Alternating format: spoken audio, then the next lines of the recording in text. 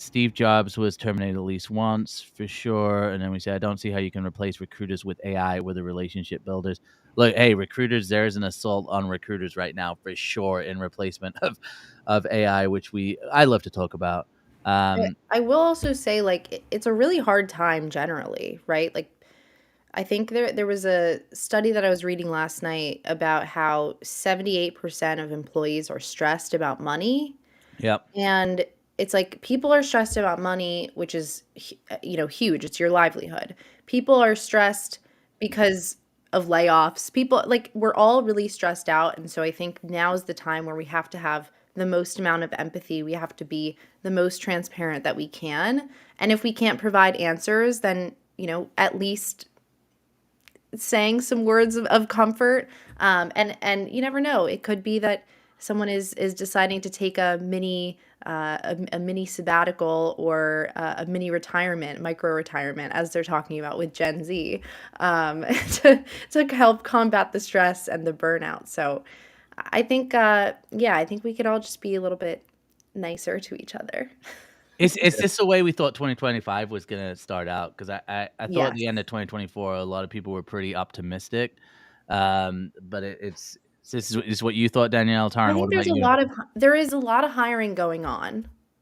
There's also a lot of restructuring going on. Okay, yeah.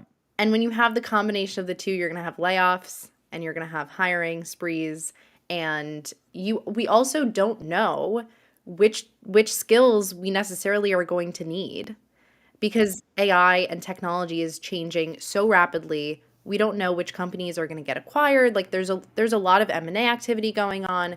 I think just there's so much uncertainty that the best thing that you can do as an employee is continue upskilling, continue learning, leaning into AI, leaning into content creation, where the future of media is going, paying attention to these things generally, and being able to talk about them, being the person to inform people in the room. I saw Lynn has been posting these videos, about AI, her weekly AI videos, and it's really commendable because I think a lot of people feel really scared and feel intimidated by AI and the whole technology wave. Even I feel it, okay? And I'm in my 20s. Like, I think it's scary for a lot of us, and I think the more that we can talk about it, the more that we can learn from each other and embrace friendship, as I like to say, the more, the better off we all will become.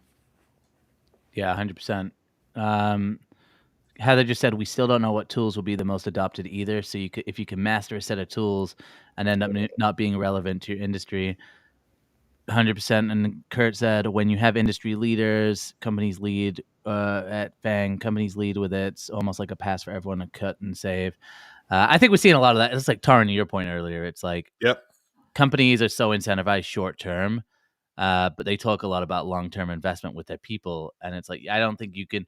I think we're coming to a point where it's really hard to say, hey, we really care about our people, and then act in a way where you just you literally are incentivized by the the shortest of terms, right? It's like quarter profits, and all that stuff, Yeah. which is nothing new, but I just think we're so much more aware of it now, with like you said, the media, and it's like media has been democratized. So a lot more people have voices now as well. I do have a question for Torin. Sure.